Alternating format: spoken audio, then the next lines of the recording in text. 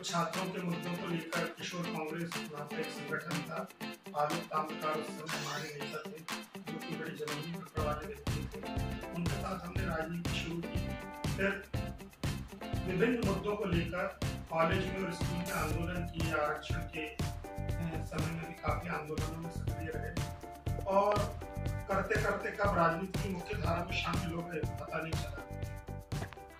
बागरी महासभा के अध्यक्ष होने के नाते मेरे दायित्व और कार्य अलग हो गए। उनमें कोई स्कूल की बिल्डिंग बनाना शामिल नहीं है, किन्हीं रोड में बांधों का निर्माण शामिल नहीं है। और दूसरी बात, जिला बागरी महासभा और जिला हमारे जो सामाजिक बंधु एक बड़े परिवर्तन के दौर से गुजर रहे हैं। इसके पूर्व एक काफी बुजुर्ग व्यक्ति समाज के अध्यक्ष होते थे और उनका काम करने का पैटर्न और तरीका एक अलग तरह से होता था।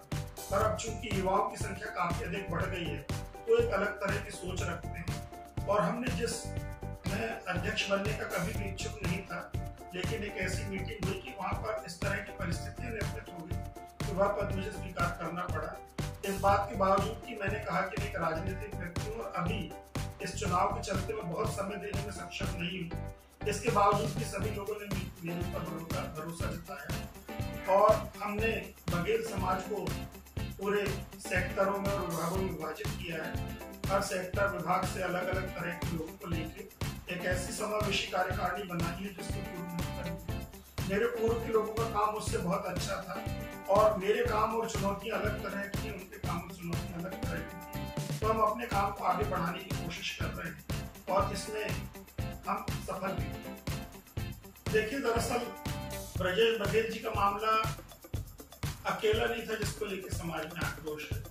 ये प्रमाण पत्र का मुद्दा है, काफी समय से सामाजिक रूप से इसमें बातचीत चल रही है और मैं चाहता नहीं हूँ कि उसमें सार्वजनिक मंच से मैं यहाँ पर कोई बात करूँ, क्योंकि वो ऐसा डेलिकेट सामाजिक मुद्दा है कि जिसके बारे में हम लोगों ने कार्यकारिणी में तय किया है कि इसमें कभी ओपन मंच में बात नहीं हो। जो बात की जाएगी वो मतलब सामाजिक कार्यकारिणी के साथ ही इसमें कई कानूनी पहलू हैं, कई सामाजिक पहलू हैं। इसलिए मैं कोशिश करता हूँ, मैं और हमारे सभी कार्यकारिणी के साथ ही इस मुद्दे पर ओपन मंच पर बात ना की जाए। अब जहाँ तक लल्लू बघेल के इस मुद्दे की बात है तो चूंकि मैं कांग्रेस पार्टी का सदस्य भी और इस नाते भी हम वहाँ इलेक्शन में खड़े थे, तो इस नाते मैं इस मामले में ये कह सकता हूँ कि सत्ता पक्ष हमेशा से अपनी ताकत का दुरुपयोग करना चाहता है। जैसे पहले नगर पालिका के चुनाव थे, नगर पालिका के चुनाव डायरेक्ट होते थे। जब माननीय कमलनाथ जी की सरकार आई तो उन्होंने इसे इनडायरेक्ट कर दिया। इसी बीजेपी और शिवराज ने काफी विरोध किया कि आप जनता से डर गए। फिर हमारी सरकार तो 14 महीने में चली गई। जब वापस से शिवराज जी की बारी आई तो उन्होंने डायरेक्ट वाला सिस्टम तुरंत में खत्म करके और बाद में इनडायरेक्ट सिस्टम से कराया। तो चाहे वो जिला पंचायत में लल्लू का मामला हो, ब्रजेश बघेल का, और चाहे नगर पालिका के चुनाव इनडायरेक्ट सिस्टम से नगरीय निकायों में कराने का मामला हो, शिवराज सिंह की सरकार डर गई है और वो पिछले दरवाजे से ये इनके प्रकरण सत्ता हथियाना चाहती है और इसको तो छोड़ा ही नहीं।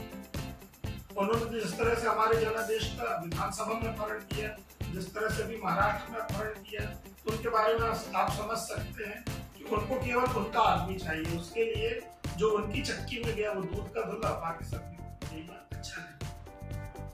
मुझे लगता है कि मेरे द्वारा ये फील्ड गलत चुन ली गई। मुझे लगता है कि मैं एक अच्छा लेखक हो सकता था, एक अच्छा कलाकार हो सकता था, मैं और काफी सारे रचनात्मक कार्य कर सकता था, पर समाज सेवा और कला के क्षेत्र में काम करने की अपेक्षा राजनीति का क्षेत्र मुझे ज्यादा दूर और द्रव्य संधियों से भरा लगता है, जहाँ हर कोई एक दूसरे पर शक करता है, कोई किसी को दोस्त नहीं मानना चाहता। आपकी हर कई अच्छी बात के भी निहितार्थ निकाले जाते हैं और गलत कई बात के भी निहितार्थ निकाले जाते हैं। कंपटीशन दुनिया में हर जगह है, लेकिन मुझे लगता है कि राजनीति में कुछ आता है। मुझे नहीं पता कि किस रिगार्डिंग बात हो रही है। मैं हरबंस सिंह जी के साथ बहुत लंबे समय से जुड़ा रहा और उनसे मेरा पारिवारिक जुड़ाव भी था, वो मेरे नेता भी थे और मेरे जैसे बहुत लोग उनके खास थे। उनके खास हर एक प्रकार के लोग इस सिवनी जिले में थे और मैं तो था ही था। रही बात उनके कभी विरोध की, तो मुझे लगता नहीं है कि कभी जाने अनजाने में हाँ मुद्दों को लेकर मतभेद हुआ, विवाद हुआ, मीटिंग्स में विवाद हुआ, आपस की बातचीत में विवाद हुआ, ये होता था और उनकी लोकतांत्रिक क्षमता इसको सहन करने की, और यही उन्होंने हमको सिखा के गए। लेकिन मुझे तो कभी याद नहीं पड़ता और इस तरह की बात कहाँ से आई मुझे आश्चर्य। आपको एक योग्य नेता मानते हैं, आपको कांग्रेस ने कई बड़े पदों से भी नवाजा। कांग्रेस जिताने में आप लेकिन अपने ही वार्ड से हमेशा असफल रहे। आपके चुनाव जीतने के बाद शायद कांग्रेस यहाँ पर जीत नहीं पाई। पार्षद जैसे चुनाव में यहाँ कांग्रेस हार कम देती क्या बात? देखिए, दरअसल ऐसा नहीं है, मैं यहाँ से पार्षद नहीं बना था इस वार्ड से। मैं बना था तिलक वार्ड से पार्षद। तिलक वार्ड जो कि मेरे बगल का है, जो कि अब वार्डों की सीमा बढ़ गई है, तो वो भी गंज वार्ड का एक हिस्सा है। तो और ये भी कहना गलत है कि इसके अलावा कोई पार्षद नहीं जीता, उसके बाद यहाँ से मराठी चाचा हमारे चुनाव जीते होता। लेकिन पार्षद का चुनाव केवल इस आधार पर नहीं हो सकता कि मैं किसी को चाहूँ या सरपंच और पंच जीत जाए। भगत सिंह कुलस्ते जो कि केंद्रीय मंत्री थे, उनके रहते में उनके पिताजी ने चुनाव लड़े और पंच का चुनाव हार गए। ये पंच के और पार्षद के और सरपंच के चुनाव नितांत रूप से व्यक्ति की योग्यता पर निर्भर करते हैं, एक बात। अब रही बात दूसरी बात कि हार जीत का मैटर। अब अभी अगर इस बार के आप नगर पालिका चुनाव को लोगे, इस बार के नगर पालिका चुनाव में भी हम यहाँ बड़े नुकसान में नहीं रहे।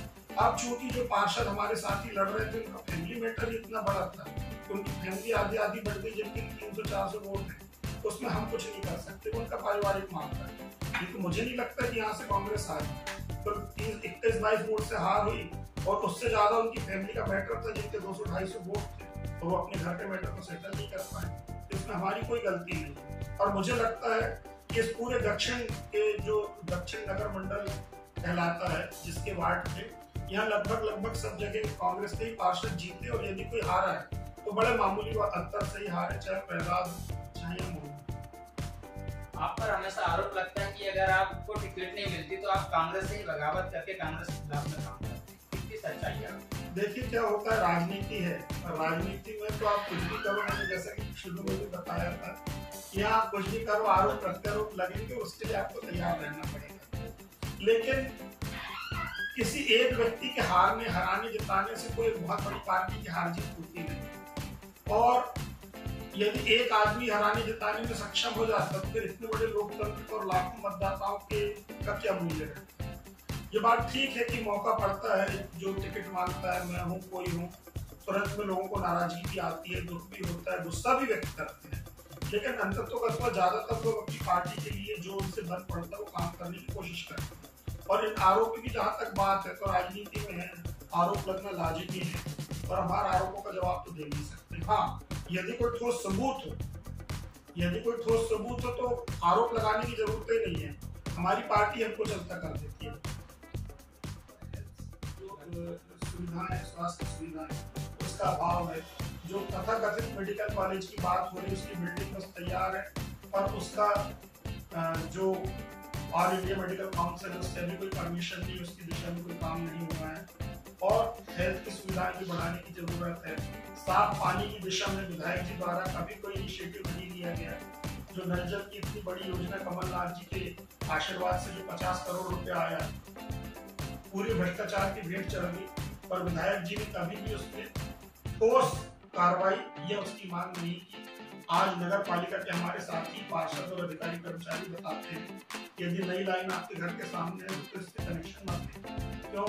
इससे पानी नहीं आएगा। फिर हमने जब इसकी पूरी स्टडी की, हमने इसके खिलाफ पहले भी काफी आवाज उठाई थी, तो हमने स्टडी की, तो मुझे ऐसे लगता है कि पूरी योजना सफेद हाथी बन गई।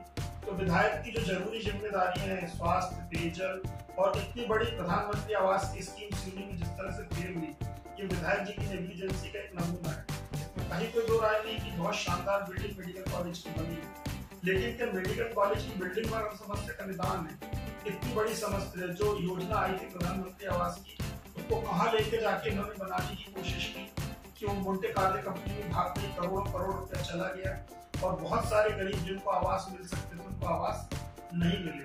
तो उनकी बहुत सारी उपलब्धियां नहीं है। बच्चों को पढ़ने के लिए इंदौर जाना पड़ता है, भोपाल और बाहर जाना पड़ता है, और इसके साथ ही साथ काम की तलाश में लोगों को बाहर जाना पड़ता है, उसका कोई निदान नहीं हुआ। रेल लाइन के मामले में कोई ठोस प्रयास कभी विधायक जी द्वारा नहीं किया गया, चूंकि पंचवर्षीय योजना में ये वर्णित था कि ये जब गेज कन्वर्शन का काम ऑटोमेटिकली होगा, वो हुआ लेकिन समय सीमा में पूर्ण नहीं हुआ। 2 साल का लॉकिंग पीरियड मांगा था और कई साल बाद रेल चालू हुई है तो रूटीन में जो रेलें चलना था वही चल रही है, उसके लिए उनकी तरफ से कोई ठोस प्रयास नहीं किया गया। तो मुझे लगता है कि उनका कार्यकाल एक असफल व्यक्ति का कार्यकाल है, जिसकी की सजा उनके संगठन के लोग और सिवनी की जनता मिलकर उनको अवश्य